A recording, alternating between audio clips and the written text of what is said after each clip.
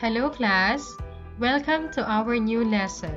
I am Vanirzaina M. Dimalen and this is Understanding Culture, Society, and Politics.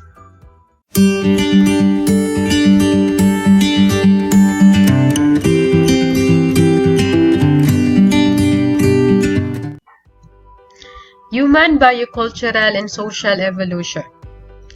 This is the physical transformation of modern humans from hominids into thinking modern humans or Homo sapiens.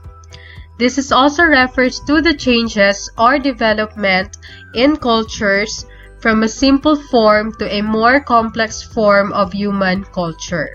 Now, in studying biocultural and social evolution, we will learn the stages of human evolution, the evolutions of the primitive men, and cultural and socio-political evolution. Before we proceed with our discussion, here's a short video which I downloaded from YouTube on the evolution of man. Evolution involves change over time. And I have here 5 skulls of 5 different fossil individuals out of about 6,000 fossil individuals that are known that help document the course of human evolution.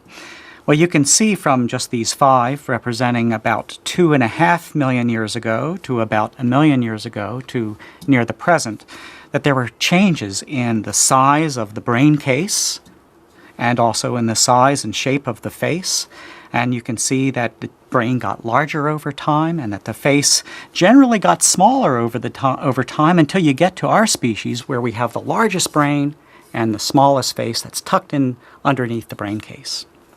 So that's very different from what we have 2.5 million years ago with a small brain case and a large sloping face.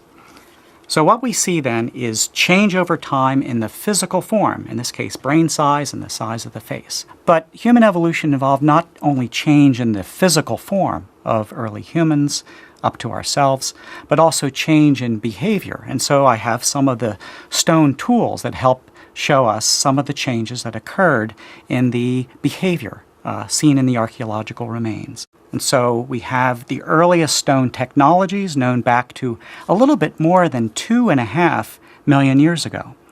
The earliest technologies consisted of basically a rock, like a cobblestone like this, which was battered, and you also have the core. And the hammerstone was brought back down on this cobble, and flake scars were made, and what flew off from the cobble itself were the sharp stone flakes, which were really useful for cutting meat off of animal bones and also maybe whittling a stick, and that stick could be used to dig in the ground for roots and tubers or maybe even deeper into the ground for water during times when things were dry.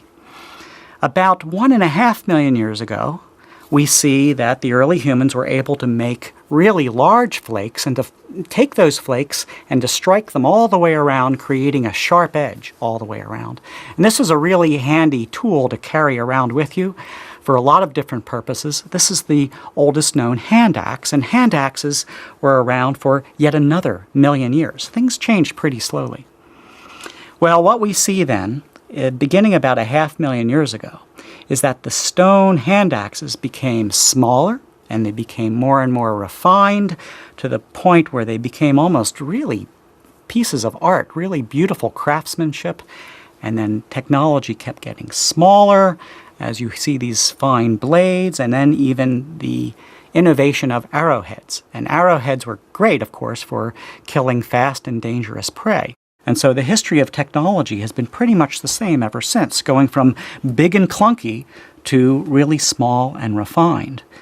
We then see over the next 100,000 years, up to the present, innovation really picks up, and we have the origin of, say, bone harpoons, which were used for fishing, and also objects where we see symbolic markings for the first time on the bones, on antlers, on many different kinds of objects, indicating that early humans were beginning to live in a symbolic world where they used language to communicate with one another. We even have artifacts like this. This is one of the oldest known artists' palettes. Humans of our species put pigment over this flat surface, and they use that pigment and sometimes put it in their mouth to make paint or mixed it with water, and they put art onto cave walls, these fantastic painted caves that we know from Europe, from Africa, from Asia and Australia, and eventually all around the world. And that represents the origin of art. And so what we have then here is not only change in physical form, brain size, and the size of the face, but also change in behavior. And that's evolution. I hope by now you already have an idea of the stages of human evolution. So there are 5 stages of human evolution. We have hominid, or the man-like primates, Homo habilis, or the handyman, Homo erectus, or the upright man, Homo sapiens, or the wise man, and Homo sapiens sapient, or the double wise man. And this is the man of today. In 1974, American archaeologist Donald C. Johanson discovered a whole skeleton who seemed to have belonged to an early hominid. This skeleton was discovered at Hadar, Addis Ababa, Ethiopia. This species was named Australopithecus afarensis, but nicknamed Lucy. Okay. Lucy was only about 3 feet tall and lived 3 to 4 million years ago. The remains of other hominids similar to Lucy have been found in the same area. Hominids like Lucy have an excellent capability to survive. Lucy was a biped, meaning she walked on 2 feet. That was a great advantage compared to other animals. Since their hands are free, they can carry foods easily and defend themselves from predators. The bones of the second type of hominid were discovered by Louis and Mary Leakey. These species of hominid were named Homo habilis, or handyman, because they have the ability to make tools. This type of hominid lived around 1.5 to 2 million years ago.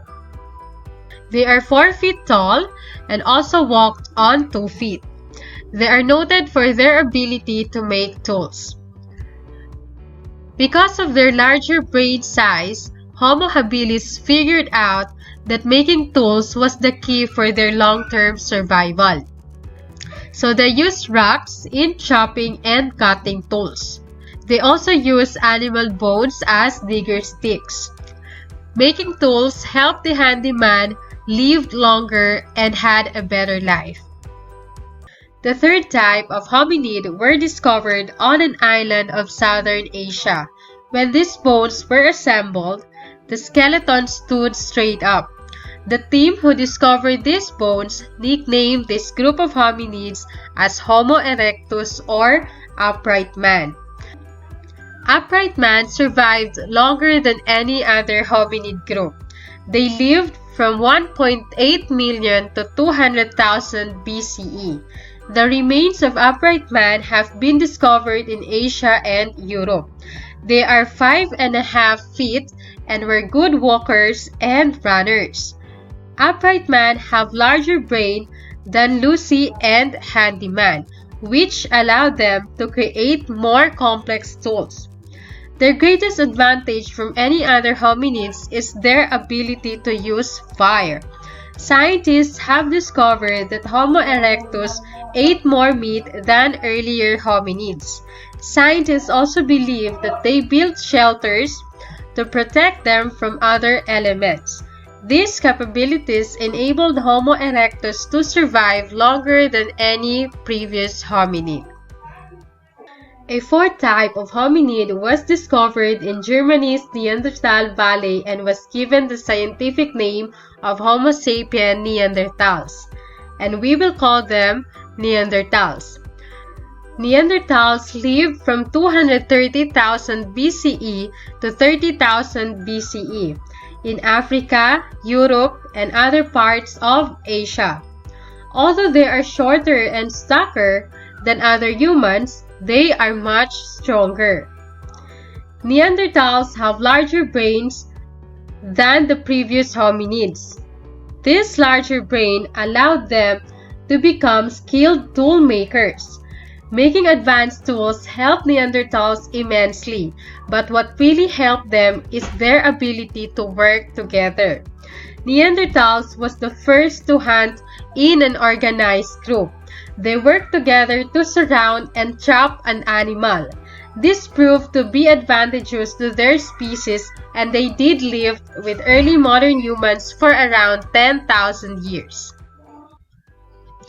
The first prehistoric cave was discovered in 1879. This cave was decorated with paintings of deer and wild horses. The people who created these types of paintings were the earliest members of our own group of humans called Homo sapiens sapiens, or doubly wise man. They lived from 35,000 to 12,000 BCE. They're also better hunters than their predecessors. They made hooks and spears to catch fish.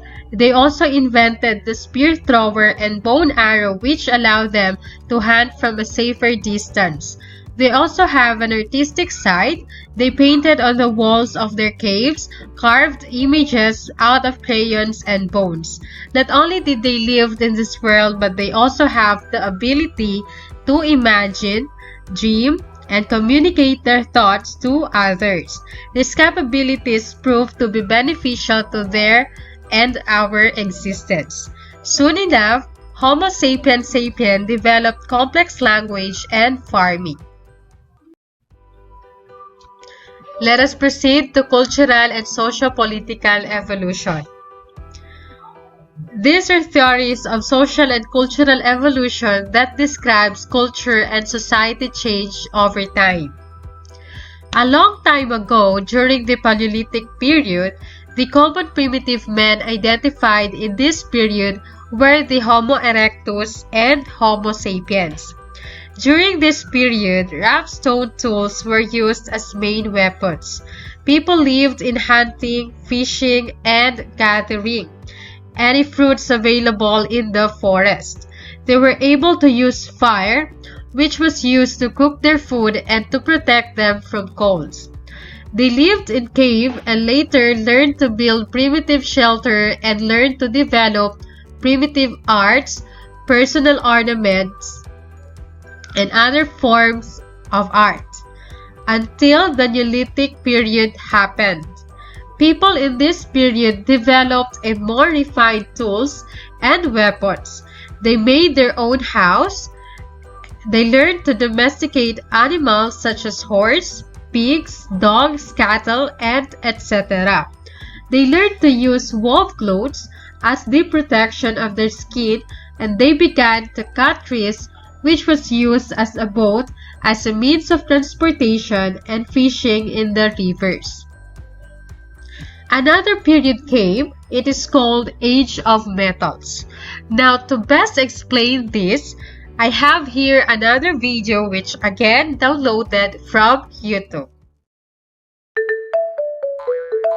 Smile and learn.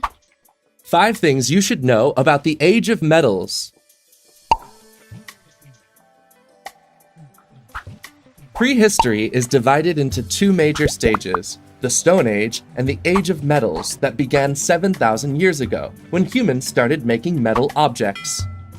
The Age of Metals was a true milestone in human history because metal tools were far more durable than stone tools. These new gadgets allowed men to hunt and cultivate the land more easily. This improvement in farming and agriculture resulted in having more food. That's why population increased. The Age of Metals is divided into the Copper Age, the Bronze Age, and the Iron Age.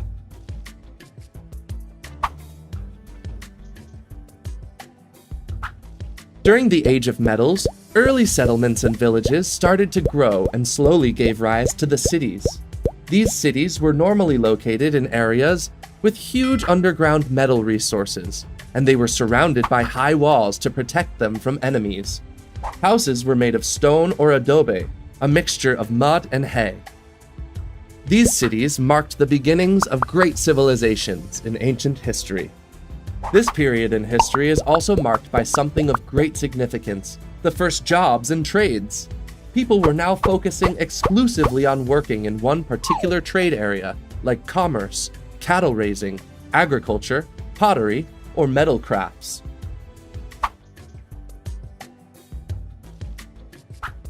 Metal was used as a raw material to make tools, weapons, or jewelry. Copper was the first metal people started to use, but it wasn't wear resistant. That's why they used it mainly to make jewelry, and to a lesser degree, for utensils and tools. Then people discovered bronze, a very hard metal. Sharpened bronze was used in making very useful hunting weapons.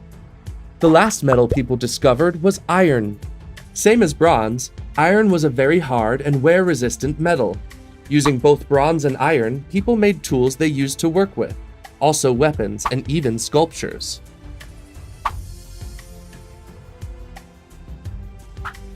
To be able to mold metals, people melted them in ovens, heating them up in very high temperatures. Molten liquid metal was poured into molds, forming the desired shapes and creating different tools, utensils, and weapons. This process is known as metallurgy and took place during the Age of Metals. Nowadays, metallurgy is still considered to be one of the most important sectors in modern society.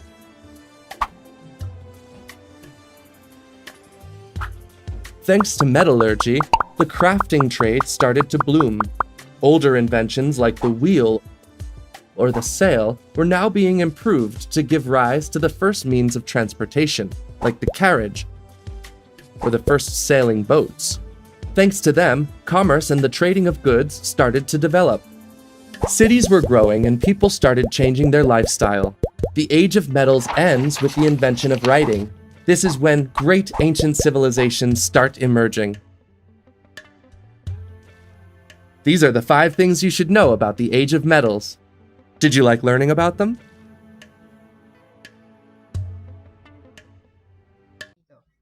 That ends our lesson. For your activity, make a research on human cultural variation, write it on a long bond paper, submit it on my email on September 29, 2020.